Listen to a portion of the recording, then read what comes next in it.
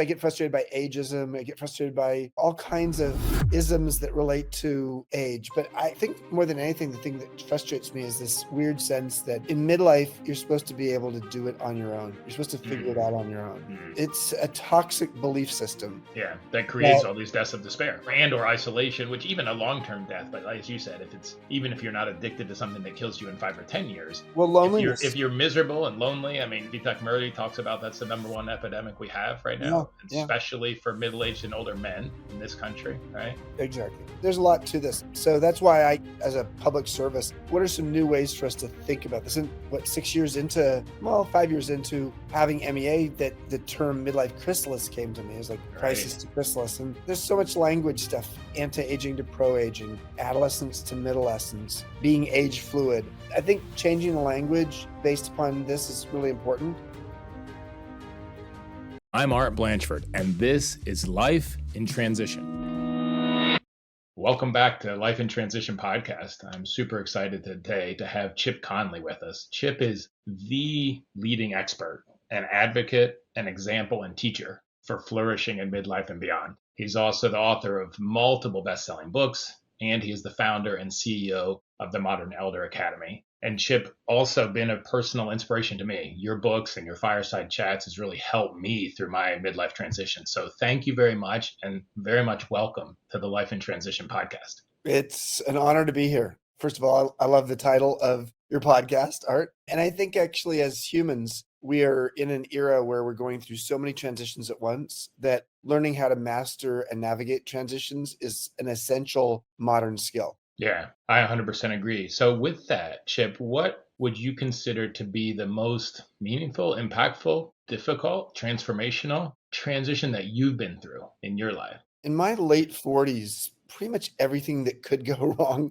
went wrong. And now I know about the U curve of happiness, which at that time wasn't As well popularized. known, yeah. Yeah, it was the idea that around 45 to 50 is sort of the low point of adult satisfaction. And I was going through that. I was a good specimen of that research because my romantic relationship, my career, my financial situation, my health, my friendships, they're all in a topsy-turvy Mm. stage. And so I can say that. And then I also had a near-death experience. I died and went to the other side 9 times in 90 minutes because of an allergic reaction to an antibiotic. So 9 times you made this transition back and forth. Yeah, yeah, I did. Wow. And each time I was holding the hand of a nurse or a paramedic or someone. I'd just given a speech in St. Louis, and when it happened, or the organizer of the speech, I would come back and say like, "Okay, well, this is what I just saw." But it was, yeah, when you're going through something that is that life altering, it's hard to come back from it and just say, "Okay, status quo is fine," especially if Mm. the status quo sucks. In many ways, I had no idea that I would be this midlife activist and this this TQ teacher, transitional intelligence teacher. But that's what I do. In some ways, that awful life experience prepared me really well because our painful life lessons are often the raw material for our future wisdom. And for me, that's exactly what happened between 45 and 50. Yeah, absolutely. So when you came out of this, like, were you surprised to have made it, this near-death experience? Like, you had these 9 times you're back and forth. Were you surprised to make it, or were you expecting to come back and stay? When you're going through this, you're in a passageway. And so Mhm. if you want me to, I can talk more about what I saw, but you're sort of in this weird in-between zone and you don't know if it's life or fiction. You just don't. I mean, Mm, you're mm. really, so it's not like you're sort of saying, "Oh, my life's about to end," or "I'm dying," or You're none of that. just present, just experiencing what's Yeah, around you. that's exactly what's happening, and then when you come back, it's sort of a shock, especially, like, when I'm coming back in the emergency room and, like, there's doctors and nurses and everybody's around me, and I wanna go back to that other place. Where it's It's so peaceful and peaceful and yeah, exactly. So I think there's a little bit of a sense for me that I don't have to have a fear around death. I really don't have much of a fear. I have stage 3 cancer and I talk about it quite publicly, yeah. and it's been quite a journey, and it may shorten my life. It probably will. I don't wanna say that though. Yeah, after listening to Ellen Yeah, yesterday, yeah, right? And reading a lot of her books, right? yeah, Ellen Langer we had an online fireside chat and Art was on it, and I don't wanna prescribe that that's what's gonna happen to me, but Right. what I know is that my life is very fleeting, Mhm. and you never know when you're going to pass. So Right. that means every day you just sort of wake up and live it as if you're, as Gandhi famously said, learn as if you're going to live forever and live as if you're going to die tomorrow. I think there's a real truth to that. Yeah, one of the things that I've started to lean into the last couple of years is that we don't die at the end of our life. We die every minute, every hour, every day. Yeah. And that brings that same sense of urgency, awareness, presence to each moment because we actually don't get that back, right? So it's not like all of a sudden when we're whatever 79, our life ends. We're ending every day, every minute as we go along. And are we living that in a way that we feel good about? Yes. On the MEA website, we'll talk about MEA in a few minutes, I think, but there at the bottom footer, there's something called the anatomy of a transition. It's a free resource. And it speaks to the idea that there's any transition has these three stages, the ending of something, the messy middle, and the beginning of something new. And if that is true, we are dying every moment. There's some part of us that's dying. There's That's certainly ending. cells are ending, and we're in this constant sense of regeneration and renewal. And that is what's true for each of us as humans. And therefore, why not imagine that we can handle transitions? Because we're going through more transitions than ever before. Absolutely. So when you came back into the hospital after that near-death experience, you said it changed you in a way that you couldn't go back to sort of the status Mm, quo. yeah. So what was different? Like, what did you notice that was different? What would you not accept, or what were you leaning toward that you maybe weren't leaning toward before as soon as you made it out of that hospital? I think maybe the biggest thing that I noticed was there was an identity that I was molting. A snake molts its skin when it grows. Yeah. And we as humans, when we're young, we molt our shoes, meaning our Yes. shoes are too small for us. Yes. And we're very comfortable with the fact that as we are teenagers, we have growth spurts and therefore we outgrow things. But as adults, we don't have that kind of mentality that we may have outgrown something. Right. And I feel like for me, I outgrew an identity that I felt was like a straitjacket. I loved it. It Mm. was being the founder and CEO of a company I started when I was 26 and then sold it at age 50. I thought I would be operating that business till I was going to die, in maybe Right. 80s or 90s. And so to molt my identity as that gave me a lot of self-esteem and a lot of Hmm. VIP status because this company was the second largest boutique hotel company in the US. To molt that was not easy, but it Yeah. was actually easier because frankly, the Great Recession was just punishing. And Yeah. we were running out of cash. And it was the identity that I had in many ways elevated me in so many ways. And so to actually let go of that without any clarity about what was next Mm. was not easy to do, and the NDE helped me, I think, to see I can let go of things. And, Mm. I think it's one of the greatest skills for us to have as humans is learning how to let go of whether it's a resentment or it's something that you used to love that you don't love anymore, or it's an obligation or responsibility that doesn't feel right. So learning how to let go of things is an important skill. Yeah, no, I appreciate that. And I think it makes sense coming up from an NDE that you have a more awareness and more willingness to let go. And I love in this book and Learning to Love Midlife, where you talk about becoming nobody. I've read Ram Dass's book by that title when I was a big executive and I actively worked myself away from those entrapments, which were my identity. Yeah. All of that in a similar situation to you. I think I was 49 at the time when that was happening. Yeah, I really appreciate that. So, how did you approach life differently? Coming up off the NDE and then being in this awareness that I'm not my hotel company, that I can do something different. How did you interact with life differently at that point? The reality is you can have this sort of epiphany as I did, but that doesn't mean that it's easy to disengage or to molt. Yes. It took me 2 years to both from the joie de vivre perspective, the boutique hotel company, to be able to get it to a place where I could sell it, even though at the bottom of the recession, I was selling it for a lot less than it was really worth. It took 2 years. It took 2 years for me to get my adult foster son, who I helped bring up through his teen years, an African American kid who was going to San Quentin wrongfully, and it took 2 Mm. years to get him out of the system and have a federal judge say this he should not be in prison. It took a couple of years for me to get my feet on the ground again once I lost 5 male friends to suicide, ages 42 to 52. It took a couple of years for me to And be this was all going on at the same time, Chip? yes, yep, yep, Holy and took shit. a couple years for me to realize that I was ready to potentially start dating again after having a Mm. long-term relationship end. So I think that one of the key things, you may go through some kind of reckoning and you're sort of like, and it feels like the midlife reckoning ball. Like you have a wrecking ball. Well, there's a reckoning ball. Right. And there's a reckoning ball around the idea that I actually have to not just let go, but let disintegrate Mm. much of what was working for me previously. Mm. And, Carl Jung, the famous psychologist, talked about you can't live the afternoon of your life based upon the rules of the morning. And the afternoon of your life is really midlife, and the morning is earlier in your life. And so sometimes you just have to sort of say, like, things have changed. Yeah. And I think the key to recognize this is I had one of my best friends and a coach, she's also a coach, help me through that 2-year period.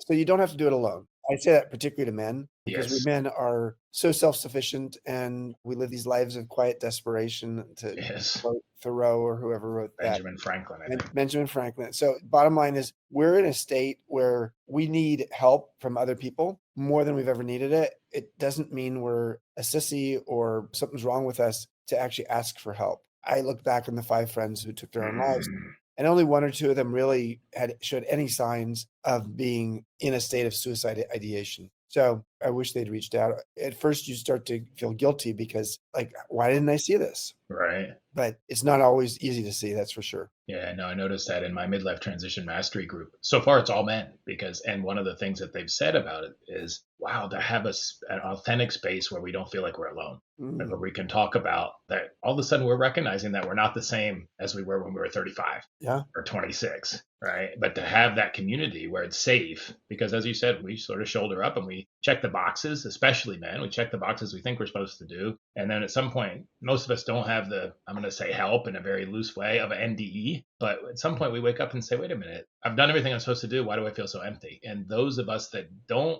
do something about it, reach out, talk to people, do something different, molt. Suicide's a real risk. I've seen it in my life too. Right. Yeah.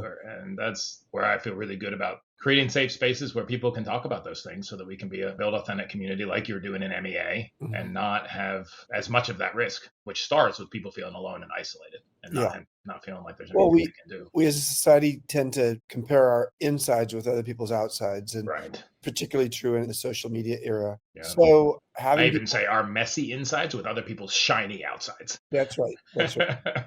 And that's why having a space where people can be authentic with each other is really essential. And I'll talk for a minute. Is it okay if I talk about please talk about MEA, because I think it's a really great service that you've created here, Chip. So basically, I was this boutique hotelier and did that for 24 years. And then I had a 2-year midlife atrium where I, between 50 and 52, had time to be curious and to really go out and explore a bunch of things. And it was a beautiful time. I sort of at times missed that because I had less on my calendar and I had more on my curiosity list. At 52, I was asked by the 3 founders of Airbnb who were millennials, and I'm a boomer, and they asked me to come in and help them to democratize hospitality. It was a company that existed, but this was 12 years ago, but they'd gone global, but they had their market at Airbnb was millennials on a budget in the 20 largest cities in the world. And that was sort of it.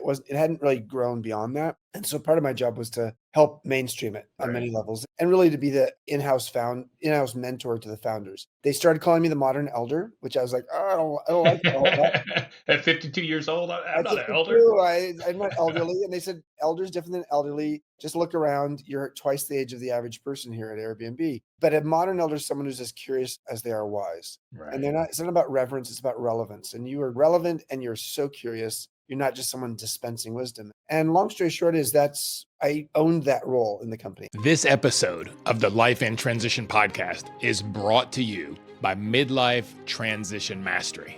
If you have reached midlife and you are successful, you have checked all the boxes, you've done everything you thought you should do, and especially pleasing everybody else, doing what you think everyone else needs you to do, but you still feel like something's missing, like you're coming up empty, feeling alone, feeling misguided or lost. Midlife Transition Mastery Explorer community is for you. Here we will build authentic community. We will learn about the 8 steps to mastering midlife transition, and we will learn and execute living life with no regrets in our second half. Please check out the community on lifeintransition.com. midlife.online/MLTM, Midlife Transition Mastery. And I look forward to seeing you around the fire in this community.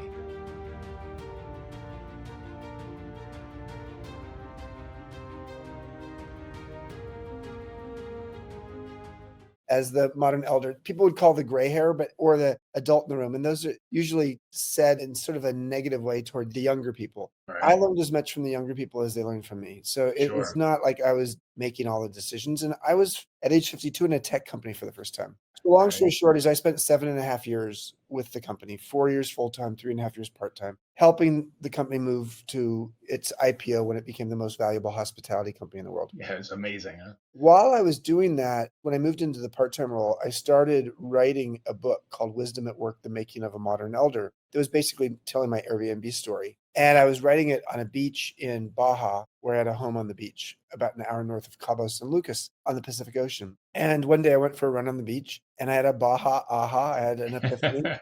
And the epiphany was, why don't we have midlife wisdom schools? I wish my friends who took their own lives had a midlife Mm, wisdom school. I wish I had had a midlife wisdom school right. in my late 40s. And so that's how the Modern Elder Academy came into being, with its first campus being on the beach in Baja. And that's been around for 6.5, almost 7 years. And then a campus in Santa Fe, New Mexico on 2,600 acres. It's a regenerative horse ranch. And then we have online programs too. But basically, we're dedicated to helping people in midlife reimagine and repurpose themselves and help them to reframe their relationship with aging, help them to navigate transitions, which of Hmm. course you're doing as well, cultivate purpose, and learn how to own their wisdom and their Mm. gifts, and then share them with others. So yeah, we have about 5,500 alumni now, or graduates of the Wow. program, from 50 countries. And yeah, it's been a calling for me, and a huge burden as well, because we're in a new category that didn't exist, and I don't have any investors, so it's all my own money. So Mm, that's good news in the sense that I don't have the complication of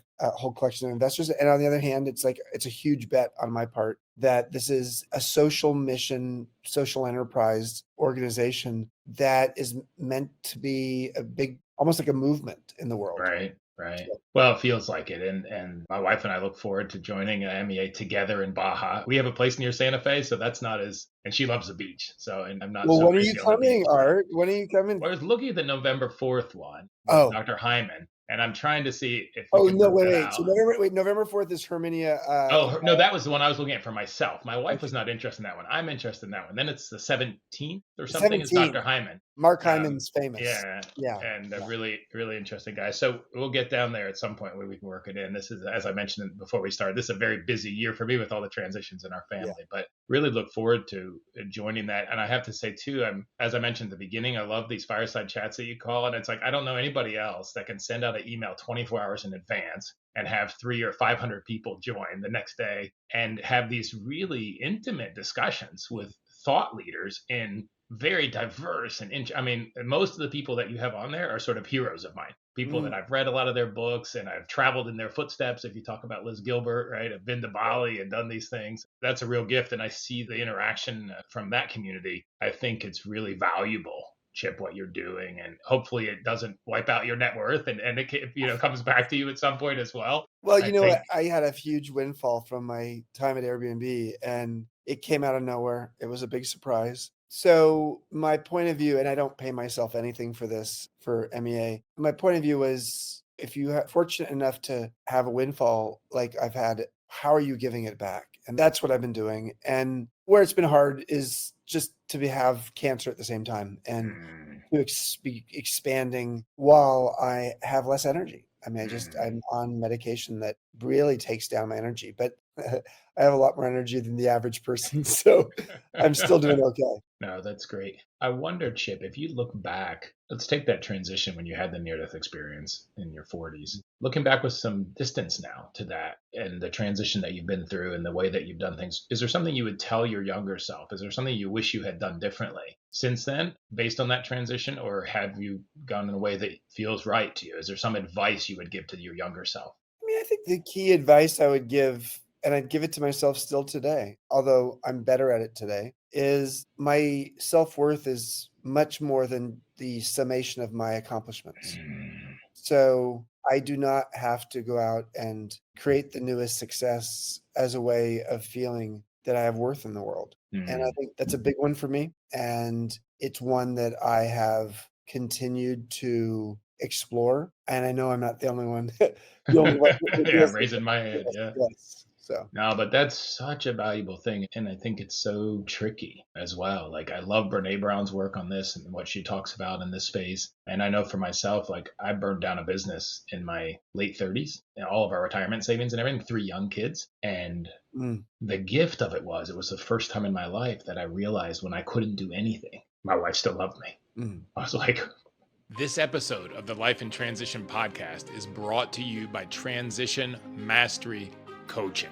If you have made it to midlife and you're successful and you are going through transitions in your life, in your business, in your career, or in your organization, and you are looking to master those transitions, to make the most of them, to accelerate into the next phase of your organization or your life. If you're facing challenges in your business, challenges in your relationship, challenges in your health, and you really want to transition those quickly, I'm here to guide you for that.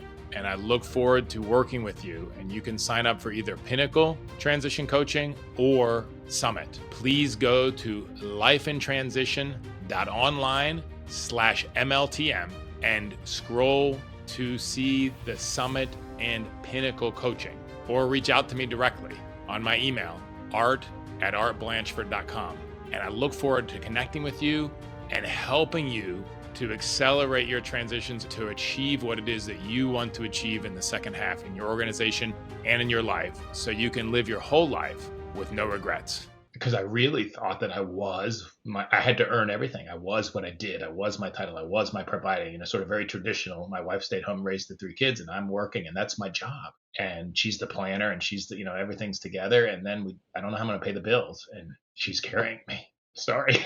No, But let's explore this more. So, how have you healed that? Do you feel like that's healed or no? It's not completely, but I've done a lot of work on it. I mean, the first really started with just doing like sort of Tony Robbins affirmations, running in the morning, and I'm worthy, which is sort of a gross start, but it's better than nothing. Yeah. But then I've done a ton of work. I mean, recently done the Hoffman process, right? Mm, And which is really great. And I've done a ton of work in between, and I practice it. And 12-step recovery was a huge step. I started 12-step recovery 4.5 years ago for workaholism. My identity was completely tied up in my work at the time, and I yes. was trying to figure out if it was okay to quit my identity and my income, right at the peak of my income. So I'm still living into that, but those things have helped a lot. The first chapter of my book I wrote is called You Are Worthy, not by anything you do, just by being a child of God. That's it, right? This basic human beingness that we all share. Yeah. So I'm still, as you can tell from the emotion, I'm still learning it. And it's been good to practice being nobody and shedding my titles. When I left corporate America, I went into LinkedIn, which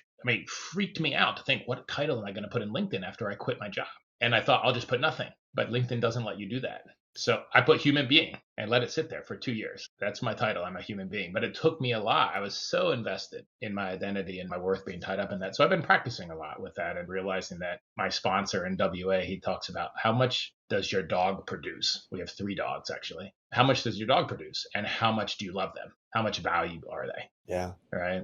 And so I've made a lot of progress on it, but that was the first time where I had this experience of like, wow, I can let down like the most important person in my life and not lose any value in their eyes. And that was really powerful. So I think it's very personal. When you bring that up, it's very personal to me. And I think it is to a lot of people, especially in America. I've lived in 3 different continents, but especially in America, For sure. we really beat this drum of you are what you do. You are your accomplishments. Were And you you're much more than that. were you a firstborn in your family? No, but I sort of had that role. I was the peacemaker and the mediator. There's 6 of us. I was raised in a religious cult as well, so it complicates things a fair amount, where the leader was God. And where was this? That was in Pennsylvania in the late 60s through the early 80s. Wow. And did your family ultimately step away from it? The leader ultimately stepped away from it in front of the law. Oh, wow. Yeah. And then we moved to Tennessee, and I thought that was the end of it. But then my parents went back to see the leader again in Indiana later on. And yeah, it's been an interesting road, and I have one podcast episode in the beginning where it's called The Transition from Cult to Captain of Industry, because I had an epiphany when I was 49 that part of what made me so good in business, I do have a lot of talents in business, but part of what made me so good was one of the things I learned back then, which was please the man. If you want to be safe and you want to be please the man, answer the questions before they're asked, perform better than they could ever ask you to. And that's, of course, in the corporate world, that's very well rewarded for doing those things. So it's interesting. So I was carrying a lot of organizing the family, keeping the family together, keeping people from fighting since I was very, very, very young, 3, 4, 5 years old. And what if the man were yourself? What And if I was pleasing? Yes. Yeah, that's a very different story. And that's what I'm leaning into now in midlife, like learning what it is that I love just for the joy of it, just for what's my happy place and what do I like to do, and leaning into those things. And you see this picture over my shoulder here. This is my 5 brothers and sisters and 5 nieces and nephews and 1 brave in-law that I led on a 7-day backpacking in Bob Marshall Wilderness last summer. Wow. And that's those type of things. I have this place in New Mexico now. I spend a lot of time there and in the mountains. Where in New Mexico is it? It's between It's not too far from you. It's between Taos and Taos Valley, a little tiny hamlet called Arroyo Seco, which is a wonderful little place on the edge of the mountains and the edge of the desert. So beautiful, beautiful spot in the world, as you know from your place in Santa Fe, which is not so far away. Yeah, no, it's beautiful. Well, I love hearing stories of people in midlife and why midlife can be a chrysalis, not a crisis. Yeah.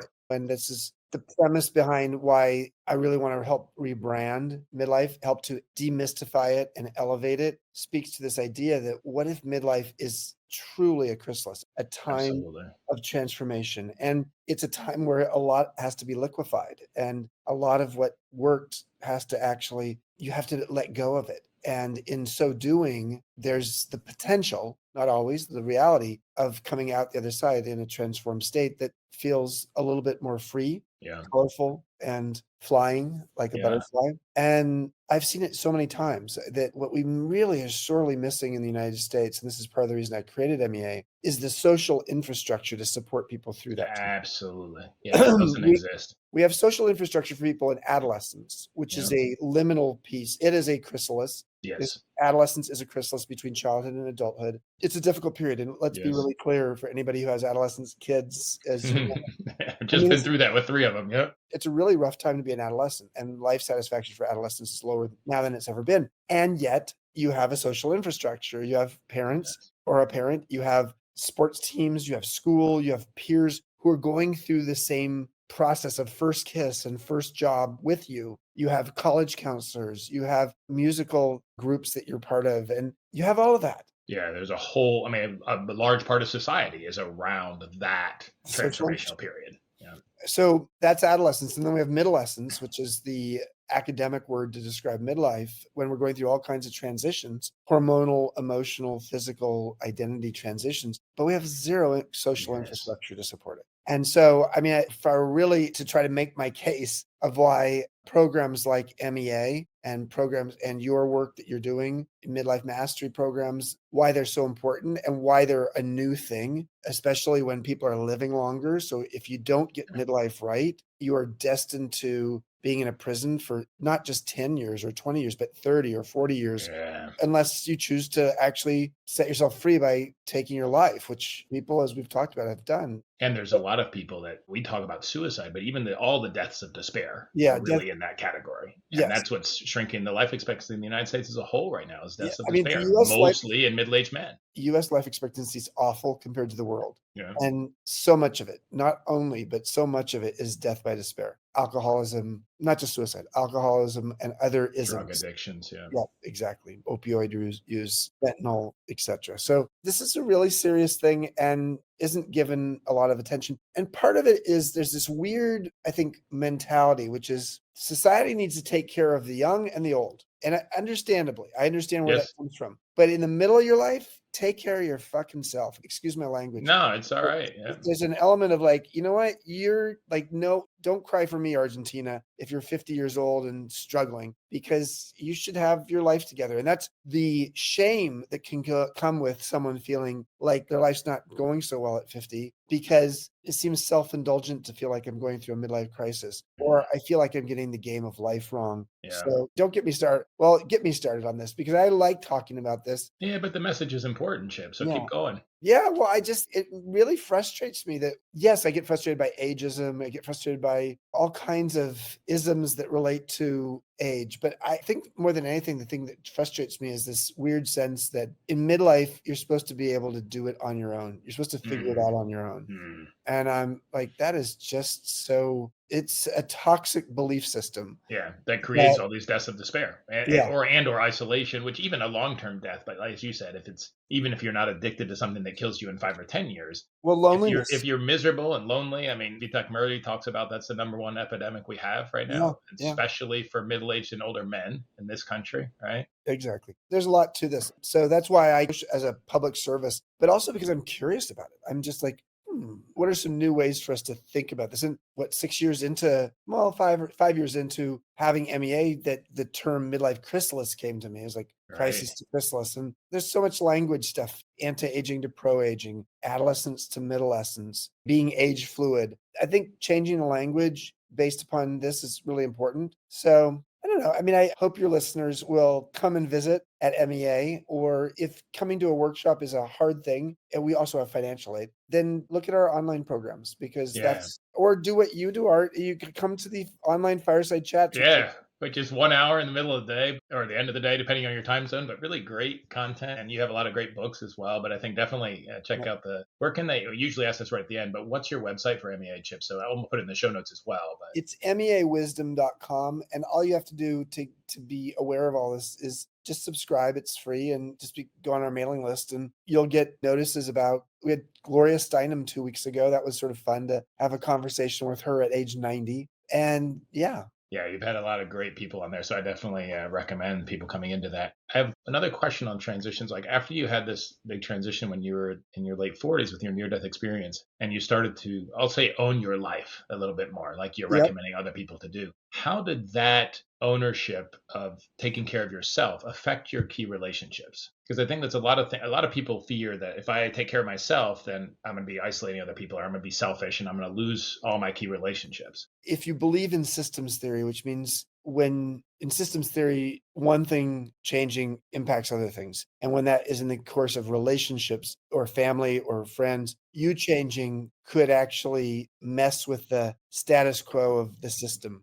And most people don't want to have anybody mess with the status quo. And therefore, there can be resentment toward you as you're changing. There can be fear. So what you need to do is be really empathetic to the fact that you shifting is going to impact other people. And that's why in the 12-step programs, they talk about attraction, not promotion. And so it's easy if you're on a new path and you're really changing your own life to be a bit of a zealot, thinking everybody else needs to do the same. That is not the thing to do. Right. Radiate the positive changes you're making in your life, and others may come along by their own volition as opposed to you forcing it. So long story short is that's really the key, is to know, number one, empathy for the fact that you're changing the system and that Right. there could be some challenging circumstances as a result of that. Number two is don't try to be a zealot, For but sure.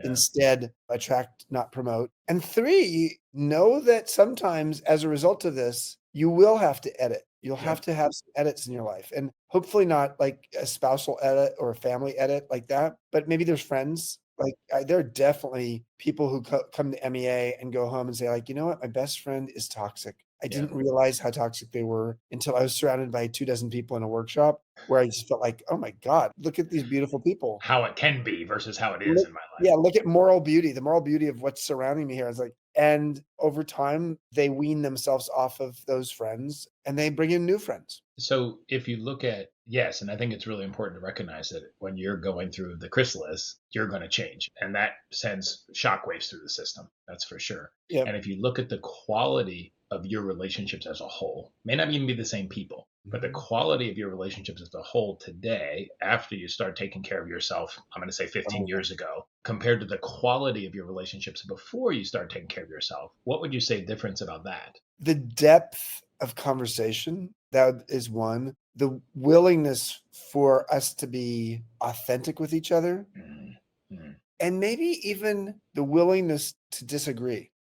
Yeah. Because I don't want to say it's all just love, peace, and understanding. Because if you really have a deep relationship with someone, you're going to have conflicts. You're going to have, Yes. and instead of stuffing those, being able to say, I'm really frustrated by the conversation we had yesterday. And you say the reason, and I'm not blaming you for that, but I just want you to understand like what that felt like. And I want to make sure I understood what you said, because I may not have gotten it right. That's not the kind of thing I would have said 20 years ago. I would have swallowed it and been a people pleaser and just sort of like, maybe I would have unconsciously sort of separated myself a little bit. Right. But being really direct and honest and respectful at the same time is, I think, a hallmark of my friendships. Yeah, that's wonderful. And I think authenticity is so important. And I think of Jim Detmer's work where he talks about co-committed relationships instead of codependent. Yeah. And I can see such a shift in the relationship with my wife. I've been married for over 30 years and it was always good. But until I started taking care of myself in midlife, like you talked about,